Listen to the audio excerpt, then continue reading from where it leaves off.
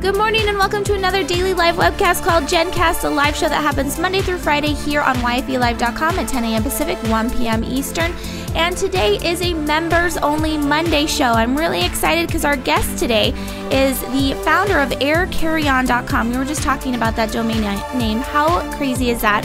Her name is Francine. She's going to be joining us shortly to talk a little bit about her product that she's just got done as far as manufacturing, the design, everything, all the work that goes into actually creating a product, and she'll be kickstarting it shortly. So she's going to be on today to tell us a little bit more about that, how to do that, how to even get started, where the idea came from, and everything. So I'm your host, Jennifer Donogh. You can tweet me using the hashtag Jenn Cast, and then my Twitter username is Jennifer Donogh.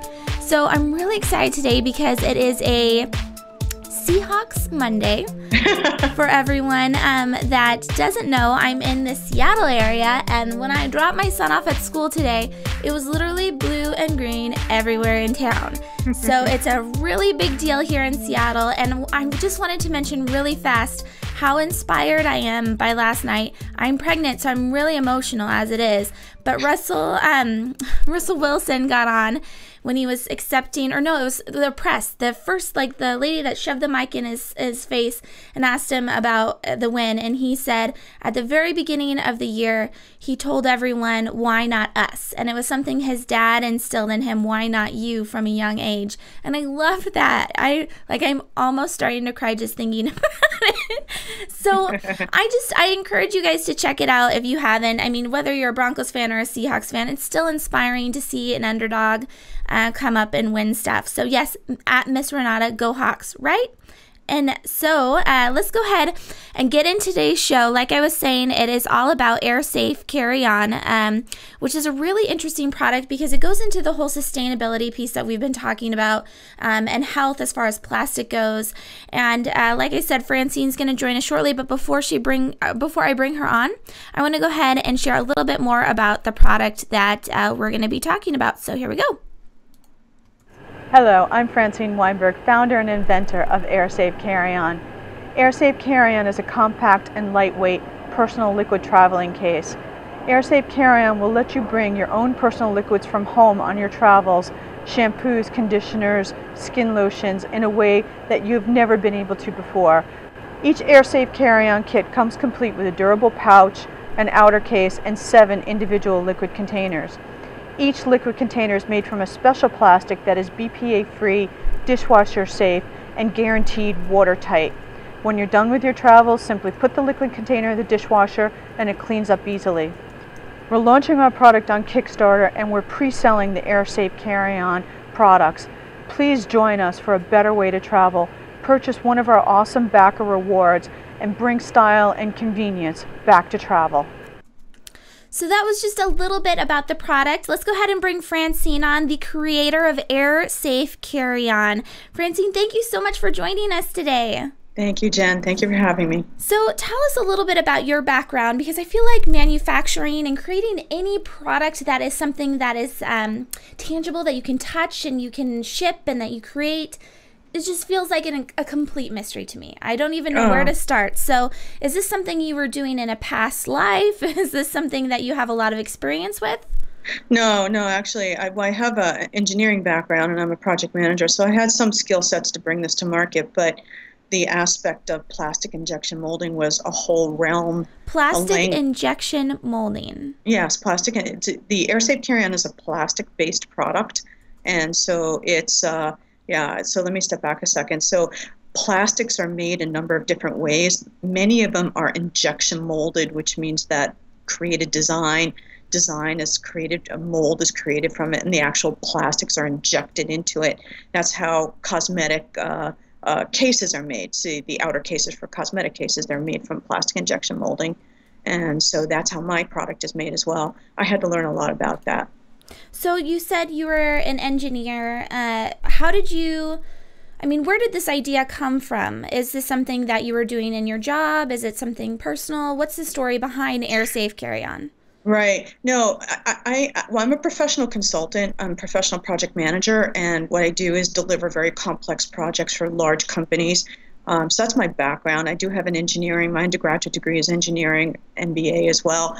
But no, my background is not in manufacturing at all. And the idea behind this was really originated a couple of different ways. The awareness about the health hazards of some types of plastics really originated. My brother was a chemical engineer, and he passed away from a bone cancer that's linked to toxic chemicals. He worked in a semiconductor plant and was exposed to a lot of chemicals there. We could never really tie that definitively, but he died at a very young age from a very rare cancer. Yeah. I'm sorry. So the awareness was started then, but the idea for the product really came in after 2006 when the TSA implemented the 311 rules, the liquid restrictions, and those travel bottles were horrible. And they still are horrible, and there was no safer alternative and easier to use and sustainable and easy to clean and all those things. And I just kept on waiting and waiting and waiting for, literally, this is the truth, I kept on waiting and waiting and waiting for somebody to invent it. Nobody did, so I took it upon myself to invent it. That's actually the truth of what happened. So is your new business card, does it say inventor on it? No, it says, actually, we're thinking about, I haven't actually finalized. I do have one version of it that says founder and CEO. I don't really like CEO. I'm going to say founder and inventor because this isn't the only product that's in development right now. We've got a number of other liquid containers that are travel containers that are in development at the moment. That's exciting. So this is kind of like the flagship product that you're going to be putting out first. Yes, this is the first one. Now, do you have, we're showing these pictures of the product. Do you have the actual product manufactured already? Do you have how does that work? At what point in the process do you start making thousands of them?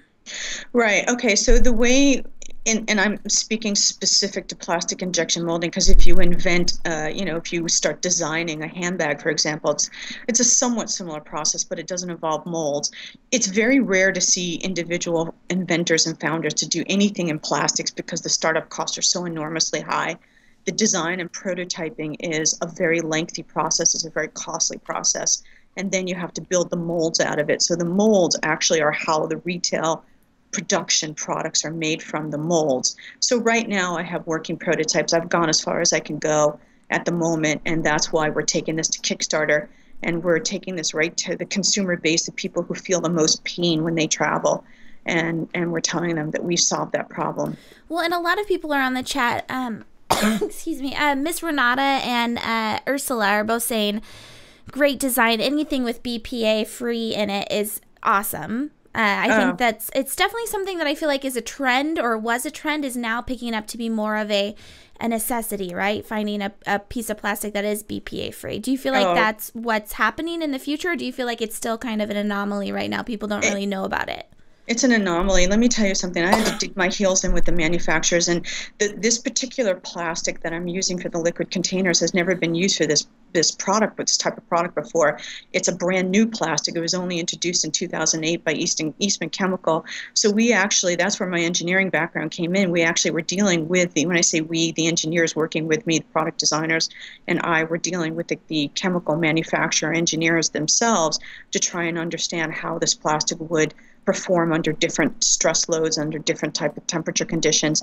It's been specifically designed for high heat, high chemical resistance, but in a cargo hold in an airplane, it can get down to freezing, and we didn't know how we would respond to that. So it's very rare to see BPA-free plastics these days, and most of the manufacturers are very comfortable using a plastic called polycarbonate, which is a building block. It's fundamentally made out of BPA, and polycarbonate are the typical plastic utensils that you would see, the clear plastic utensils. That's what most manufacturers would use. I had to dig my heels in. It was not an easy process. Really? Yeah. Oh, yeah. That's interesting. So the people that you're dealing with as far as manufacturing goes, I honestly know nothing about manufacturing. So, especially plastic, when you're talking about that type of thing, who are these people? Are they in the U.S.? Are they predominantly men? Who are you talking to about this? Right. Well, I'm going through the company. It's kind of a long story, so netting it out in 5 seconds. It took me 2 years. It took me 3 years to bring this to market. 1 year was market research and just the preliminary laying the groundwork. Is this really an opportunity, and how can I go about doing it? That was the first year. where I actually hired an artist and did surveys and anecdotal, market research to understand what the opportunity is. The 2 years of design and engineering, I had to go through 4 different engineering firms, and to the point of the fact that some of these engineering firms didn't even want to talk to me. There was so much gender discrimination. It's like the last bastion of male fraternityhood. I had to hire my friend's husband, who was laid off from his job, to help me make phone calls. Interesting thing about it, though, is that he had no engineering background, and they would talk to him, but they wouldn't talk to me. So regarding the manufacturers and answering your question, I'm actually dealing with manufacturers. I'm not dealing with manufacturers overseas. I'm dealing through the agent here in the U.S., who is actually dealing with them. That's interesting, because I've heard a number of people go different ways. I've heard of people, so we had someone on YFE chat that had a similar experience to you, but she visited the plants in China that she was going through. She's creating bamboo toothbrushes, and as far as the design goes, she actually designed it herself alongside a partner, and it was hilarious to hear her talk about the actual process of putting together the toothbrush, because her toothbrush isn't just a stick of bamboo. There's a lot of design elements with the packaging and everything. But she has pictures of herself putting together with like paper. They'd sketch it out on paper and fold it up. So one of the questions that we have on the chat here from Tubi is, was the inspiration for the plastic? What was the inspiration for the design of the actual carry-on case? Because someone even mentioned, there's a mirror on there, and everything is in. It's let me show the picture. What's that shape called? Hexagon. Yeah, and so hexagon. Yeah, and it's all, you can put it in the dishwasher. So where did the actual idea for how it looks come from? Is that part of the process that evolved over the 2 years? Yeah, it was part of the process that evolved over it. I originally wanted squares, and engineers told me that the corners of the square would be a failure point. It would never seal solidly. And so they wanted to do cylindrical because it distributes the force of the pressure of the lid, and it will seal it a lot more easily. They want to do a cylindrical cap that screws on, and I've traveled so much in my life. I know caps can get lost, particularly in the middle of a trip. It's just really problematic. So I was really very much set on a hinge. Unfortunately, hinges and gaskets don't go together all that well. So it was partly a design element, and it just was a flash of inspiration. I get asked that all the time, how I came up with a hexagonal design. What's the median point between a square and a circle? It's a hexagon.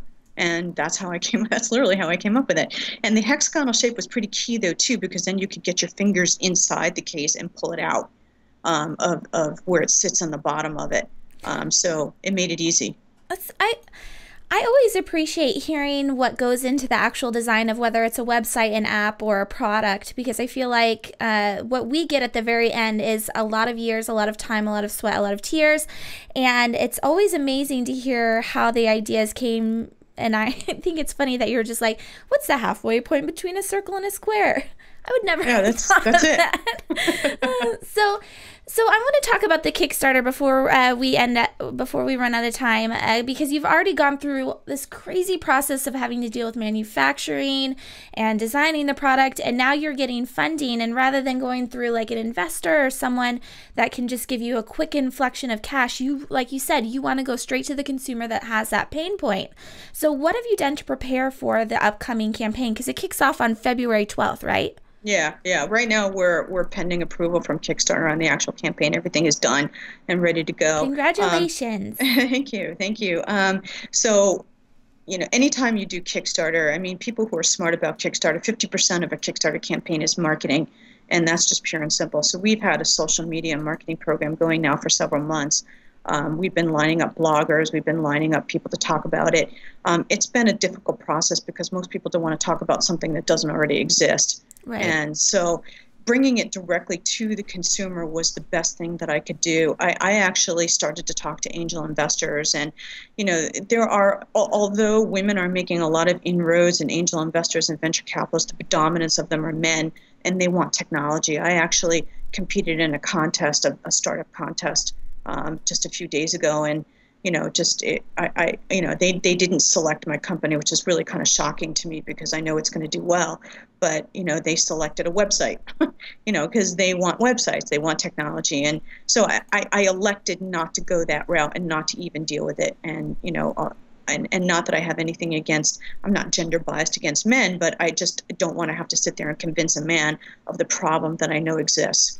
That's interesting that you got the impression that people want technology startups. They want to invest in that.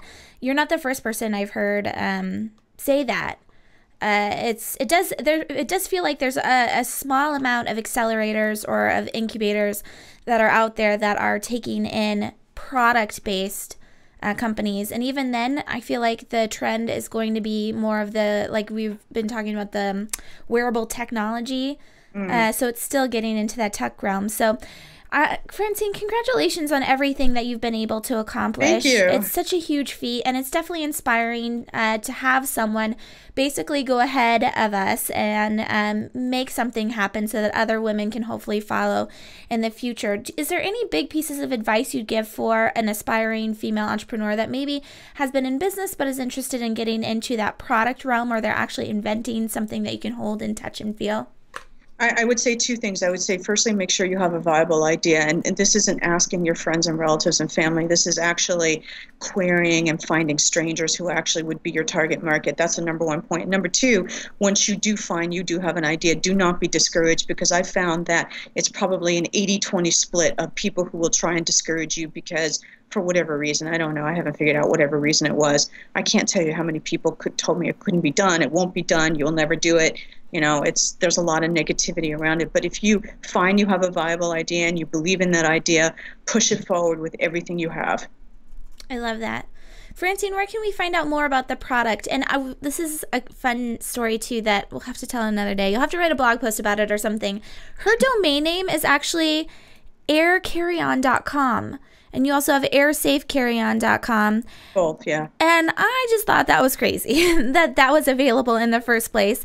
And you said GoDaddy was really good to you. And just a side comment, their commercials last night on the Super Bowl, did you get to see it at all, Francine? I did. I saw all the commercials, and I'm really excited about like putting some applications into it, because Goldie Blocks was actually launched on Kickstarter as well. And the woman who did that had a very similar story to mine, where she just pushed it forward no matter what. And yeah, kudos to her. Yeah, so the GoDaddy commercial was great too. I read a little posting about it today that the woman's boss didn't even know she was quitting. So it actually was a true story. Yeah. That's awesome. Yeah, I was really impressed by it. I'll have to talk more about GoDaddy on Wednesday for the Winning Headline show, but I just loved the story about your domain name. So where can people find out more about aircarryon.com and the upcoming Kickstarter campaign? Right. Well, if you go to the domain name aircarryon.com, you'll see that there's going to be a link right to the Kickstarter, and we're going to make it really easy for people. You can follow us on Twitter. It's actually airsafecarryon.com on Twitter and Facebook. Follow us on there. The domain is aircarryon.com to make it simple for people. Follow us on any of the above, any of the social media. Type in airsafecarryon.com and you'll find it. You'll find it everywhere. And yeah, you can follow us, and we'll have announcements about it. Awesome. All right, Francine, thank you so much for joining us this morning. Thank you very much. Thank you for having me. All right, everyone, you've just been watching Francine of aircarryon.com. Make sure that you check out our website and the upcoming Kickstarter that gets started February 12th. What an incredible story. I love it when entrepreneurs persevere and they make sure that even if it's years later, they still are going forward with their vision and their goals. So this has been the daily live webcast called Jenn Cast that happens Monday through Friday at 10 a.m. Pacific, 1 p.m. Eastern. Hopefully you'll join us for a live show in the future on yfelive.com. In the meantime, sign up for our updates at yfe.me/mailed it. This has been Jennifer Donogh. Thank you so much for joining us, and have a fantastic Members Only Monday.